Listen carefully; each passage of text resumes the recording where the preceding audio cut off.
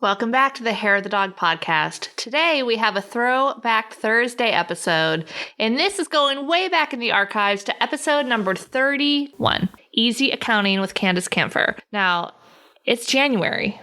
It's a good time to get this accounting into place so that by the time tax year rolls around next year, 2023, for the 2022 tax year, you have moved on from sending in a box full of receipts and you can actually track your numbers a bit more easily. So this episode is for you if you want to get your accounting in order. Enjoy. Welcome to the Hair of the Dog podcast. If you're a pet photographer ready to make more money and start living a life by your design, you've come to the right place.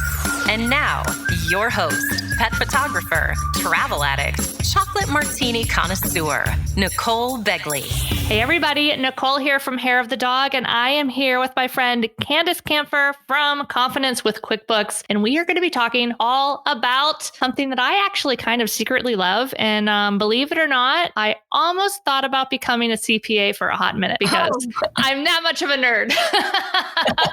So Candus, welcome to the podcast. Thank you. It's so nice to be here. Yes, I'm so glad to have you here. Tell us a little bit about yourself and your business and how you got started loving numbers as much as I do. What's kind of funny is I'm nerdy in a different way, but I didn't actually start teaching QuickBooks because I love numbers, which is interesting. We'll talk about that. So hello, I'm Candus, and I love helping business owners just like you create confidence at tax time. And typically I do it through QuickBooks, but we're going to talk about some other options as well today. Perfect. I know this is one area that a lot of photographers, they hear accounting in QuickBooks and they just completely tune out and say, forget it. And then tax time comes and they show up their accountant with the box full of receipts and they're like, here you go. Let's do my taxes. Yeah. And there's a better way. Definitely. Yeah. So I come from a perspective of business. I'm an entrepreneur. So I actually don't have a tax professional. So if you're worried that this is going to be boring and it's going to be overwhelming and you're not going to learn anything, so not true. Stay tuned because we're going to help you take it step by step. Awesome. So I guess should we start with the first step of like why is it even important to keep track of all these numbers? Yeah. So we all know that taxes are the thing we have to do. And so many people dread it. The one thing I want you to consider is if you re-look at that. So instead of looking at it as I have to do taxes, looking at it as this is giving me the data I need to make business decisions. So taxes only happen once a year. If you start getting to the point where you're tracking your numbers, you can actually start seeing like how many sessions did I have? Which of my sessions, if you offer different kinds, are most people taking? Where am I spending my money? How can I optimize my business? Numbers aren't just about taxes, even though we dread them. They're really about helping you look at your business and understand what's actually happening in a very black and white way. Sometimes we dread it, but it's the one thing we know that if we figured out, we could really understand our business better. Yeah, no, I love that for sure, because a lot of us do offer different types of session types, whether they're smaller sessions or longer sessions, some that are focused on certain products, some that are maybe we call mini sessions, that they're shorter, a little bit less of a price point. But it's so important to actually know what our numbers are coming in for these to see if they're profitable. Because just because you have maybe a $4,000 sale and then you have a mini session day where you have like $500 sales, depending on the time you spent on each one and what your costs are, like they could be wildly different in their actual profitability. So yeah, looking at numbers gives us just so much information. In the same way you can look at your numbers if you're tracking them and say, all right, I have this much coming in, this much going out, but how can I save some money? Where am I spending my money? Can I cut some expenses here? Can I, increase some profit here? And it adds to your bottom line. But yeah, it's hard to do when that's in a box of receipts.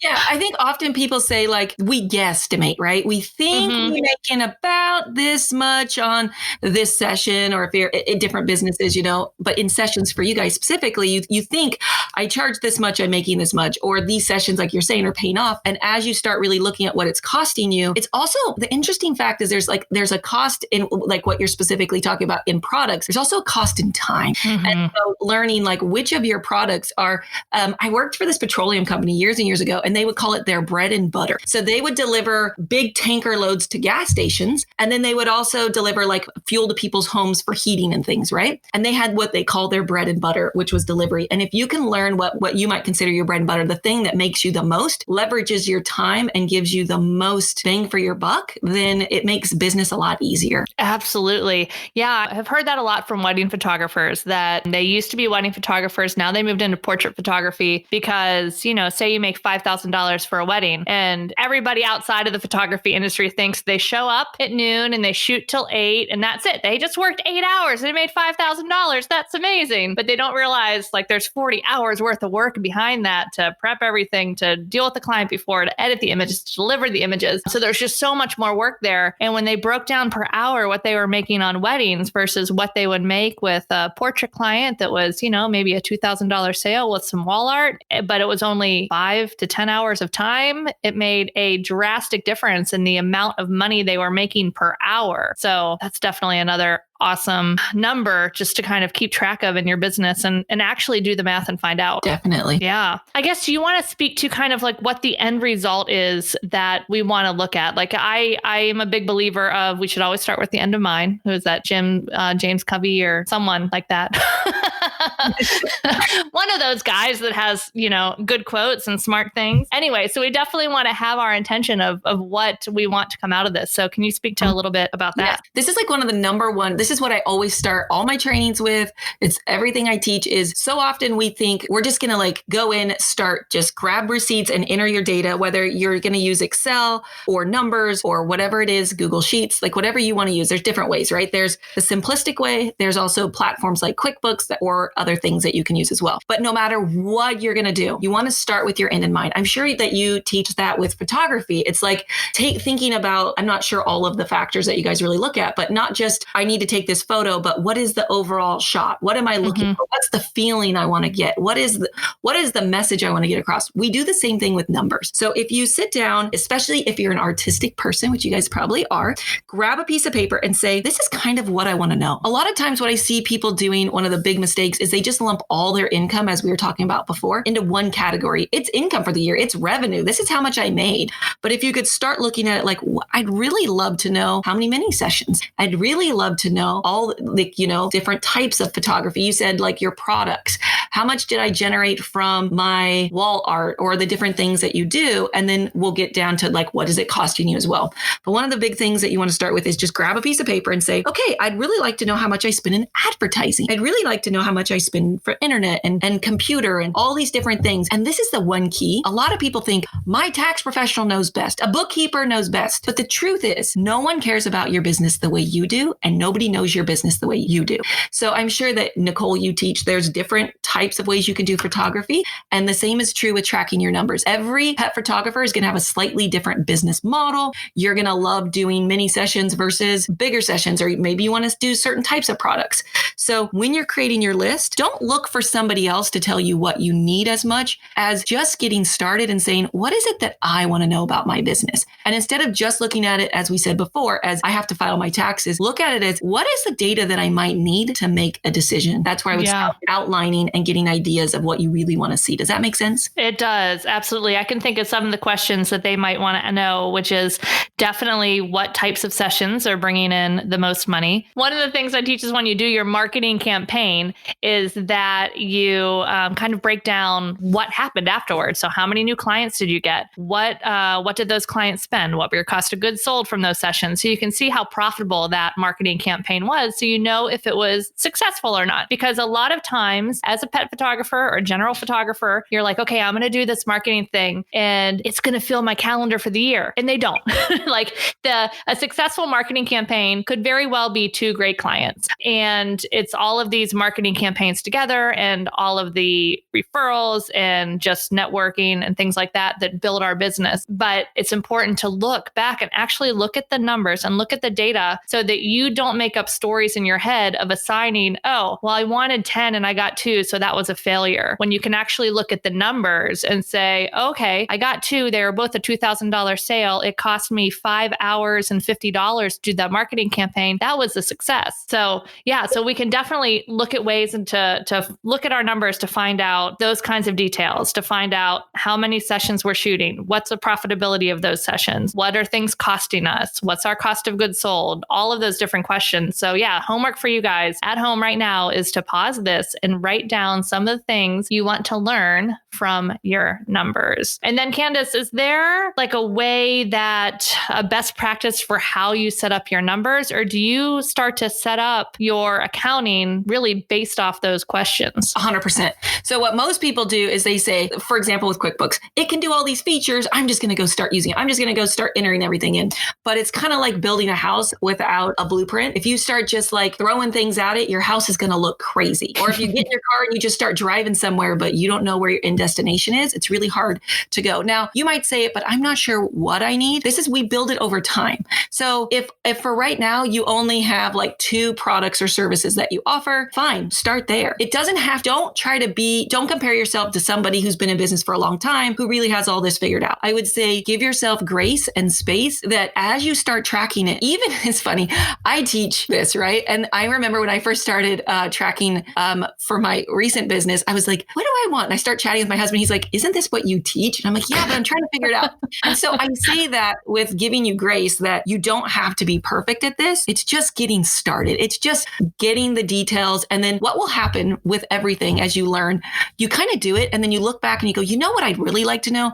I'd really like to know what Nicole's talking about. I'd really like to know with that marketing campaign, which clients did I get? And if I did that again, and I was willing to put that 5 hours, I think is what you said, and $50, when can I do that? Because it gets you motivated to want to do it again next time because you know it was a success, especially if you frame it like she's teaching you with realizing what you were capable of doing with that marketing campaign. And so best practices, we can provide like an example. Maybe I'll create like a little example for them of like some of the things we could kind of like go through maybe together and think of like a little bit of like, maybe there's probably different levels of people and entrepreneurs that are doing photography. So there's the beginner, then there's the middle, and then there's somebody who's more advanced. And what you're going to track is going to grow with that. And so we could create a couple little like lists of some ideas of types of things that you would track. Yeah. One is definitely going to be your income. And then the next thing that we could talk about would be if you're offering products is your cost of goods. Like what cost of goods people get that like, oh my gosh, what does that mean? It's just, what does it cost you to provide the product or service that you're offering? Yeah. So you go and you buy from, I'm sure you have recommendations on where to get their stuff done. That's part of their cost of goods. I've heard it explained too as cost of goods sold or anything that if you didn't have clients, you wouldn't have an expense for. So anything that's not cost of goods sold, like your fixed costs or whether you have anyone walk through the door or not, you're still going to have that expense. That's not cost of goods sold. Right. And there's, I think people can get so bogged down in the nuances of, oh my gosh, does this fall under cost of goods sold or does this fall under travel or does this fall over here? And where should I even possibly put it in my books? And I don't know what to do. So I'm just going to do nothing. From my perspective of the important numbers to track in this cost of goods sold, just crazy little bubble are your products. So your hard costs for your products, any shipping costs you have for those products, and your packaging costs for those products. Really, and also labor. So if you're paying somebody to do like some editing or things like that, that would definitely be in there too. But other than that, like I wouldn't worry too much unless you're a traveling photographer that has travel as a regular session thing and you're staying in hotels and you're going on planes. But most of us are working locally and that doesn't apply to us. So those I think are the main cost of goods things that we need to look into because as a photographer, a lot of us really get sucked into this false sense of security of, it's okay. I'm not charging that much, but gosh, who am I to charge for my work? Oh, I'd like to do this, so I shouldn't charge that much. But as I will say until I'm blue in the face, it is so important for us to know our numbers so that we can charge appropriately so that you can have a sustainable business. Because if you're undercharging, you're going to be working so many hours and you're going to end up looking at your numbers at the end of the year and you'll be like, oh my God, I worked that hard for $20,000. Like what? So if you can look at those cost of goods sold and make sure they stay under 25% per session, which a quick and dirty way, take your session total, add up those costs that I just talked about, your shipping, your product costs, any packaging costs, and or any labor costs that you had, and then subtract that or divide it, I guess, get 25%. Make sure it's 25% or less. Gosh, such an important number to know. Great. Because so what happens is after you've paid for those like base things that it costs you to provide, then you can start paying for all the other things that you have over and above that. And so that's why she's recommending only having only being 25% because then you have enough to cover all the other things that keep you in business as well. Yes. Yeah. Like those lenses and the computers and the software. So many things. Absolutely. Paying yourself. Yes. Yes. Very important. Very important, guys. Yeah. Actually, let's talk about paying yourself for a minute, because I bet you have something good to share here. And that's definitely something I think that a lot of newer photographers struggle with is, a lot of them are bootstrapping. So they're growing their business and they're putting all the profit back in the business. What's the best way, or have you found an easy way to start to change that up to say, hold on, I'm going to start paying myself here? Because I think a lot of people think, oh, well, I just have to start paying myself a full salary. And that doesn't necessarily have to happen. Like, at least I think you should start paying yourself a little portion of something and then increase it as you go. But I didn't know if you had any thoughts. This is the best way to do that. This is really great. So a lot of times businesses, I'm thinking about myself in this example. It's not something that I speak to a lot, but I know it's really common to feel like that you want like a certain amount in your bank account and you don't want to take a certain percentage out because you want to keep it there to cover or whatever. But there's a lot to believe that if you take a sum for yourself and you put it to the side so that you're like, I'm actually getting paid, because whenever we try to just give and we don't receive, after a while you get burned out. I'm sure you did photography because you love artistic, you love seeing people's faces when they get your photos back, watching the people interact with their pets, or depending on what type of photography you do, but there's that connection with people and you love it. But we all are in business to make money. You have to make a living because you got to keep your lights on, pay your bills, buy your lenses. I have a little camera, little side note. I've actually would love to learn to do more photography. I have and it's always like my dream to do that. But I know that there's a cost involved, and there's a cost, and to just never pay yourself, you won't be able to stay in forever. And if you want this to be a long game, a long-term thing, you do need to start paying yourself. Not just for nothing. I would say for more than anything, to know that you can keep moving forward and it doesn't have to be a lot. So just as simple as we talked about, like in the different phases of your business, you track your numbers differently. You're also going to pay yourself different. So I think I would just say to yourself, what can you feel is reasonable in this moment that you could pay yourself, that you can take, that you can just start feeling like it's more of a real business, even if it's a small amount, Yes. I'm talking like $100 a month. Like it doesn't, everybody thinks it's like all in or nothing. Just what if you just did a little bit? And then I would say, ask yourself, what are you going to do with that money? So it's not just about paying yourself, but like, are you celebrating your business as you go? Like what could you do with that money that's different than what you spend out inside your business itself as far as business expenses? Like, how can you like take that money, and this may not be what other people recommend, it may not even be what you recommend, but like, how can you like do something for yourself? I would even say with that money that you paid. That's heck yeah.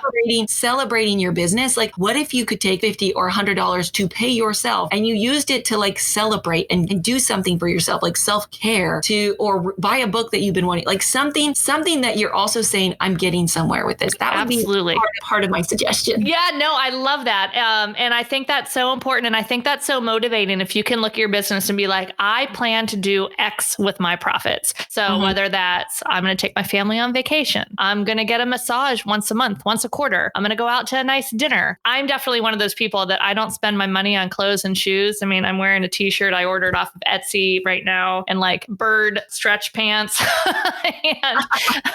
and my purse is from Target. But I will drop a good amount of money on a really good dinner or a nice hotel or an experience like that, where I know other people have different things that they love. So what is it that you love to spend money on and treat yourself? And it is 100% okay, actually encouraged to take the profits from your business. You don't have to take all of them, but take a little tiny bit and do something for yourself as a celebration, because it actually does something in your brain to cement what you've done and have your subconscious then look forward to doing this more. And, I don't know the specific details of all that, but I know that it works. So definitely 100%. And I always like to tell people too, because, there's a lot of photographers out there that are like, do I want to do this as a hobby or do I want to do this as a business? And there is nothing wrong with wanting to do this as a hobby. Absolutely nothing. But if you decide you want to do it as a business, then I think it's really important to make the intention that you are going to do this as a business and you are going to do this to make money. And it is okay to make money. I think a lot of people feel guilty charging because, like we said before, they love what they do. So how can I charge someone? But I encourage you to think back to a time when you really wanted something, when you were super excited to drop a decent amount of money on something. And think about, like, I don't know, if somebody was like, no, you can't have this. Like, you were excited to spend the money. It's part of the exchange. Like, you're not forcing anyone to spend money with you, that you are saying, hey, this is what I offer. And they're saying, oh my gosh, that looks amazing. And you say, this is what it costs. And they say, yes, I see the value for that. Let's do this. And it's an equal exchange of energy and money, and everybody is happy, and you deserve to get paid. So go out there and make the money, everyone. Perfect. Awesome. All right. I'm getting off my soapbox here for all of those things. Oh, you might be able to speak to this, Candus. So as we start to pay ourselves, do you have a way that you recommend that people plan for their income taxes? Because with the profits in your business come estimated quarterly taxes. And when you used to have a paycheck job, they took all the taxes out. So then you pay your taxes at the end of the year and you're like, okay, whatever, I might owe a little, I might get money back. When you're self-employed and making money, sometimes that can be a little bit of a shocker. So what's the best way to plan for that? So this is interesting. So remember earlier I said, I'm actually not a tax professional. So I take it from an entrepreneurial standpoint, but this is what I would say to do. One, if you start tracking your numbers, you'll be able to then go and talk. I recommend that whatever level you are in your business, that you actually invest in a good tax professional, because trying to do it yourself, I teach accounting, but I don't do my own taxes. So one of the things I actually, recommend, especially when you're smaller, you don't need to do it as often, but as you get bigger, I recommend going like quarterly and talking to your tax professional about making planning. But if we're talking specific to somebody who's self-employed and this is kind of like your first time, you might want to start looking. I can't give tax advice, but what I would say is start looking for somebody who can give you tax advice, because it's actually important. There are things that you can do, and start looking for ways that one of the amazing things about being an entrepreneur and having your business is a lot of the things that you're doing to run your business are deductible. And so where you start with your top number of what you've made and where you end with what you've made, as far as once you write everything off, it's very different. And so I think I'm just going to pass this off to, you should talk to a tax professional. Yes.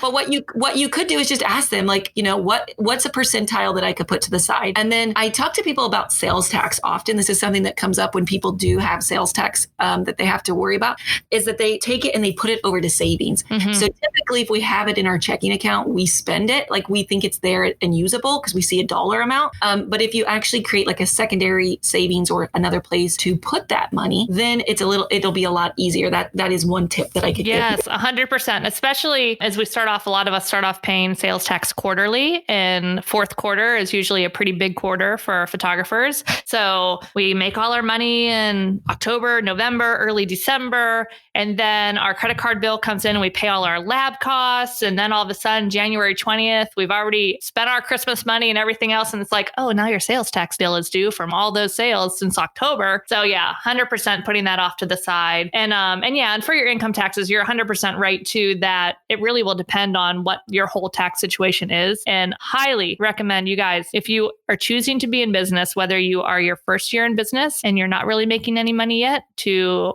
making lots of money and having a really successful business, having a CPA on your team is an expense that is so worth it. And if you're just starting out, you can find a CPA that, you're not necessarily going to have to pay the same CPA bill of someone that wants more of that hand-holding. Like my CPA firm, they check my books quarterly to reconcile them, make sure they're all set. I have a planning meeting in the spring. I have a planning meeting in the fall. I have a lot of services from them. But when I started, I just had one CPA that did my taxes at the end of the year, and I could just ask a couple questions here and there. And that was a lot less expensive because it was a lot less time for my CPA. So it was, charged based on their time. So you can definitely find that kind of help. And think about it this way. Think about the money that you're spending for your CPA is most likely going to be saved in money that you're going to save on taxes, because they know what deductions you can do. They know what receipts and things like that, like look at your accounting and help you figure out what else you need to track, things like that. And you can't pay for that peace of mind of just knowing that you're following the tax code as much as you can, because, it's probably about as thick from the floor to the ceiling of my office. And we have 10-foot ceilings if you wanted to actually go through that tax code. So having somebody on your side that's able to navigate with you is a business expense that is worth its weight in gold for sure. I agree 100%. Awesome. Oftentimes people are like, I want to do my own taxes. I'm like, yes, I recommend you track your numbers, but you pay somebody who that is their expertise. Just like somebody, they try to do their own photos and then you do their photo and then light difference. So can be your taxes. Tracking your numbers is the key though, to even getting that done accurately. Yeah. Perfect. Yeah. So what are some of the different ways that people can track their numbers? I mean, we're all going to say no to the shoeboxes and at least go to spreadsheets. All right. Okay. So you can do it in a couple different ways. One, you could just start tracking. You create a spreadsheet and you could have to the left side, you could do it either way, but it depends on how your mind thinks. Right. You could just do like, this is where I went. So you could have like date, where you went, like where you spent your money. And then you could have little columns to the right. So up at the top, it could say like fuel. It could say supplies. It could say, I don't know all the different types of expenses that your industry has. You said, just say usually we have like office expenses. I pull out software separate just because there's a lot of software costs, marketing, advertising, legal. Most of it's actually pretty straightforward for normal business expenses. The only different one is just those cost of goods sold caveats that we talked about before. But other than that, it's really pretty much a fairly normal business breakdown. Great. So what you can do is if you want to go the simplest way, you're brand new, you could track all your different types. You do your date, where you spent the money, like you went to Exxon. And then to the right, you would have categories at the top and it would be fuel. And then at the very bottom, it would just total it. Literally the simplest way you could do it, right? And then you would also you could have one spreadsheet that does your total expenses, one spreadsheet that tracks all your types of sales. So you do the same, like to the left, it would be when you sold the product or service, who you sold it to. You sold it to Nicole. And then to the right, or whoever the name of your client is. And then to the right, you could categorize it by type. So it could be mini session. It could be, what are some other types of things? You have products, right? Like, so you have like the different types of things. And then what are the other kinds of sessions? What do you call the other categories? It's like a signature session or an adventure session, like just depends on what people call them. But they usually have a longer session and a shorter session, and then sometimes some special one-offs. So then you would just put that title at the very top. Okay. So the title goes at the very top, and then to the, as each row goes down, it would be that. And then you'd put it over into the category and you total it at the bottom. And that's like the simplest way that you could get started with having the detail you need. And then as Nicole was discussing, you could always add some extra categories for your cost of goods that she recommended and total those separate. Yeah. You have like little ways that you could track that. You could also track, it could be great if you're getting started to actually have a spreadsheet that just tracks a few of your sales to begin with. So it would be like the customer, you'd have what was the income and what was the different kinds of expenses in order. You can't see me, but my hands are moving. You just can't really see them. And then it's like totally, I'm very like visual. I'm a gesture person. And then they would total bottom. And so you could have like column by column for each of your total customers. I think that I need to create like a little example that we can like link for them somewhere. That would be amazing. We can definitely do that. Like, I'm sure you're visual too. Like you're like, I hear you, but I don't see it. I need to see it. Yes. So we'll create some little visuals for you guys to like see what we're talking about. But that would be the basic to get started. It would be like some Excel spreadsheet, put in the totals, you're good to go. Perfect. And you could get more advanced if you want to ever learn QuickBooks. You can come find me. That's what I specialize in. And it's a software that just basically you can start billing your customers and tracking a lot more of a detailed level of like each of your different customers if you wanted to, your different products and services. And you can easily click a couple buttons and you get a lot of the detail done for you, and it can sync to your bank accounts and stuff like that. Yes, I love the syncing so much. I have it hooked up because I have, specific savings or checking and savings accounts for my business. And then I have specific credit cards for my business. And so whenever anything hits any of those accounts, it just pulls right into QuickBooks. I log right in there and it's like, I itemize it to that line and this line, And then when I go to reconcile, because it was all pulled in, I usually just have to put in the date, the total amount, and then it comes up and it's like, it balances itself. It's amazing. I get so happy for all those perfect numbers. You said something I want to speak to. Can I say one thing? Yes. I didn't mean to cut you off. No, you're good. You said something that's like so powerful that I want to speak to as well, which is when you're in business, if you can separate your business account, even if it's small, and your personal account, then if nothing else, and you're just like at the end of the year, you grab your bank statements, which she was speaking to, and you're like trying to do this, go back and like, because you're just now hearing this and you're got the whole year to try to figure out. If you have a separate bank account, it just makes it so much easier because everything goes in there. Now, I know that when we're small, small. We don't really always have the cash flow. And I get that too, but do your best to have a separate business bank account and credit card if you were going to use it. Try to or if you have like a personal credit card, you have more than one, make one of them for business so that you can really clearly know and track for your accounting purposes what you're doing, even if you can't move away right this second from the shoebox, even though we recommend it. If you have your bank statements, it will make it easier. And if you just don't really want to do it and you want to hand it off, you can. But I recommend it's easier if you know at least what you want to receive so that if you ever get to the point where you're hiring another bookkeeper, you're hiring a CPA firm like Nicole talked about, you still know what you want to see on your reports. Yes. Yeah, absolutely. One of the benefits too with QuickBooks is that whenever you start working with CPA, they're all very familiar with QuickBooks. And it's so easy. They just have like an accountant login because I do the online one and they can just go into my books and clean it up. I have the one girl at the office, I call her my QuickBooks fairy godmother because whenever I have a question, I'm like, Kelly, can you please fix this? I don't know how to code this. And she just goes in, does her magic. And my books are always clean. It was not always the case. Tell you when I started working with these guys, I'm like, I need help with my QuickBooks. I don't know what happened. You start adding chart of accounts items for everything. And all of a sudden you have 37,000 chart of accounts. And I'm like, no, streamline help. So anyway, they helped me get back on track. But I want to back up for 1 second to the spreadsheet we were talking about and having that income one. Would you recommend on that income one, do you have, the date and the name and the sale total? Would you track your sales tax on that one too? So you can keep track of your sales tax? Yeah. Yeah. So I would break it out. So you're going to have your like sales. I would do like your basically the amount that you sold, the amount of your sales tax, and then the total that you collected. Because then you'll have like one column at the end. And then you could do your spreadsheets by the month, depending on how large your business is, if you want to do it that way. And then I would have like one sheet, if you're like a master at the sheets, at the very end that like takes each one and takes all these little totals and kind of like adds them together. So you have like a final one number at the end. But definitely sales tax is like the number one thing that you don't, we never want to mess with taxes too much because you get the penalties. Right. So really knowing your sales tax, I'd highly recommend it. And one thing I wanted to speak to is typically you got to file your taxes quarterly, but if you could start doing like installments monthly so that it's not that big thing at the end of the year that you owe. So like at the end of every month, you just make like a prepayment. And then at the end of the quarter, you have already made 2 prepayments. You just have that third month. And then you're just adding the difference and verifying that you've added everything. Oh, nice. So even if you're filing quarterly, you can do prepayments? Yeah, you do prepayments each month. Nice. They owe so much at the end. And your CPA will be able to help you with that.